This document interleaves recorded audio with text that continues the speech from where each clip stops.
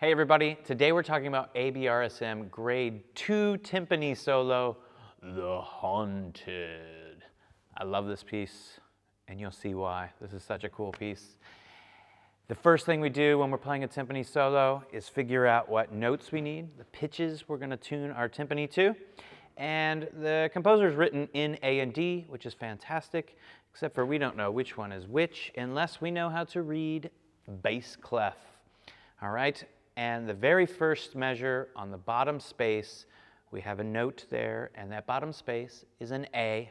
I'll tell you now. The spaces are A, C, E, G. All right, that bottom space is an A. And the next note we see comes in measure 4, and it is the third line up. And I will tell you right now that that is a D. All right, the lines are G, B, D, F, A in bass clef. Okay, it's good to know. You're going to have to learn how to read many more pitches in bass clef, so go ahead and practice now.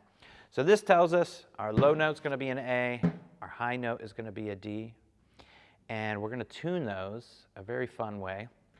The way I think about tuning is that I want to get the note or the pitch in my ear somehow, and then I take the pedal all the way to the bottom, and I tap the drum,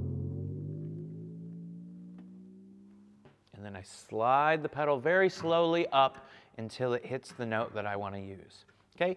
You can use anything. You can use a glockenspiel, a vibraphone, a piano, a pitch pipe. A lot of people have pitch pipes. That's something you can use. Or there's tons of apps that produce notes, so you can use that. But I've got a tone bar here, because this is a lot of fun, and it produces a really nice sound. And that's our A.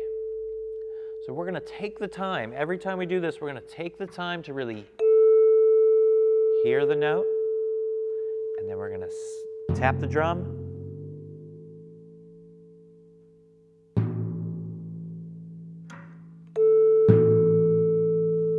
There we go.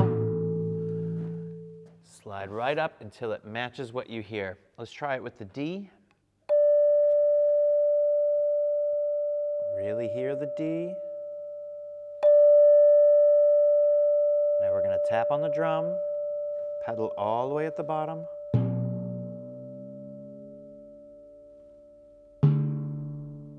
There we go. Very nice. Okay, the next thing we do before we play is we just check out our time signature, make sure we know what we're getting ourselves into and that nothing is happening down the road. We see right there in the first bar a 3-4. We are pros by this point. We are grade 2. We all know the top note tells us how many beats we have for measure, 3. The bottom note tells us what kind of notes those will be. And if we think of it like a fraction, we have 3/4. A fourth of something is a quarter of something. So we have 3 quarter notes per bar. Next thing I like to do is check out all the instructions the composer's given us, because sometimes that really helps us figure out what we want to be feeling and thinking about while we're playing.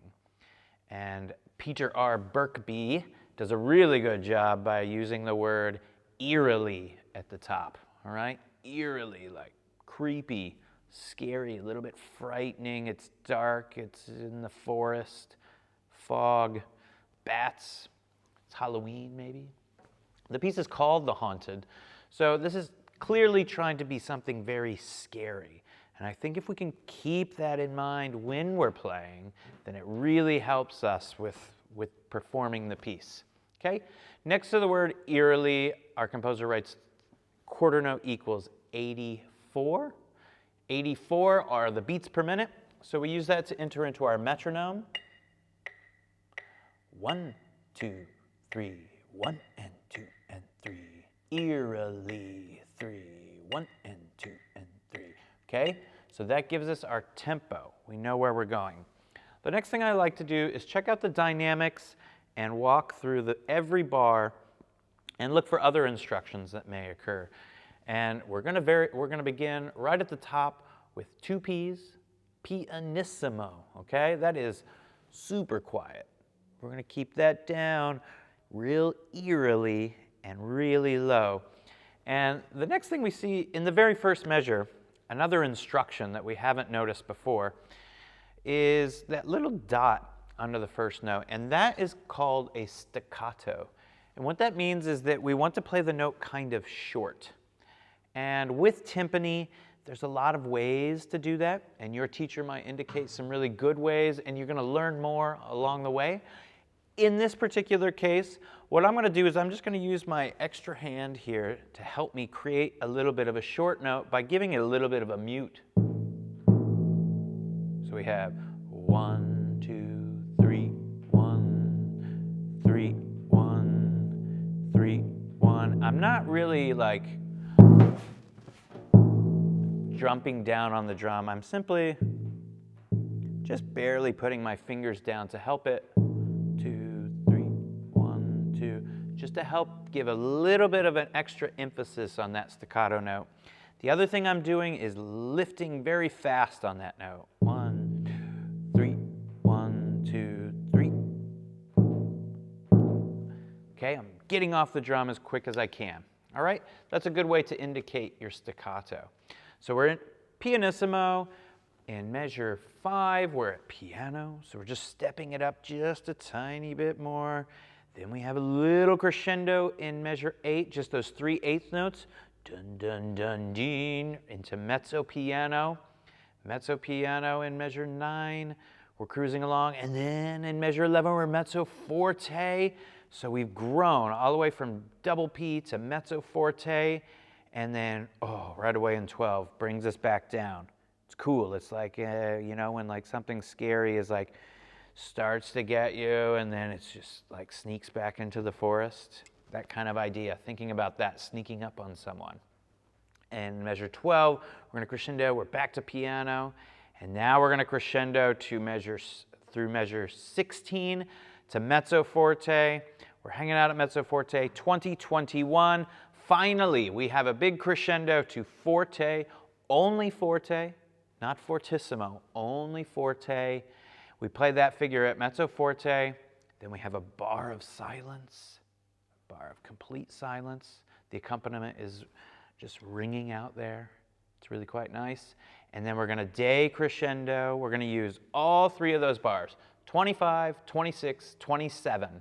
We're going to use all 3 of those bars to come down to pianissimo at the very end, the very last note. Very quiet, and using the whole 3 bars. So sometimes what I see is a decrescendo that happens too quickly. So sometimes we'll go, and now we're stuck. We just have to hang out because we can't get any quieter, and because we got too quiet too early. Okay, so we want to make sure that we take the full 3 bars. The other thing that happens is sometimes we forget that we have to get quiet, and so suddenly it all happens at the end, like this.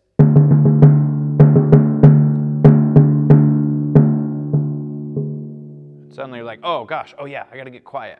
But what we're going to try to do is aim for each bar, or each note getting slightly lower than the other until we're down to pianissimo. Okay? I think we're ready for our play along. I'm going to play along with the metronome and count aloud for you. And after that, I'll have a count in for you, and we'll count in and you can play along with the accompaniment. I've recorded the accompaniment with some vibraphone and some crotales and some marimba, and it sounds very eerie. It's going to be cool. As always, as percussion members, you can download that audio and you can put that on your device and listen to it in your headphones and play along as much as you want. Cool, let's get started on it. Okay, now I think we're ready for our play along. We're going to start all of our timpani play alongs the same way with 2 little reminders. And those 2 little reminders are our playing spot, right here in the heart of the pizza. Okay, not too deep in the center, not too close to the edge, but mainly trying to stay consistent with what we choose, okay? Staying consistent is the most important part. We don't want a lot of dancing all over the head. The other thing we're always going to remind ourselves of is to lift. We are always dropping the stick and getting it off the head, pulling it back up into its playing position. We're never playing down, down, and leaving it down. We're never playing through the head. We're always just bouncing it right off the head. Now we are going to play this at a much slower tempo. I'm going to start at quarter note equals 72. I'm going to count along for you and maybe talk about some instructions as we go along, just so we can start to get this stuff into our heads, okay? Here we go. Thinking as creepy and as eerie as possible. 1, 2, 3, play. 2, 3. 1 and 2 and short, long. 2, 3, short.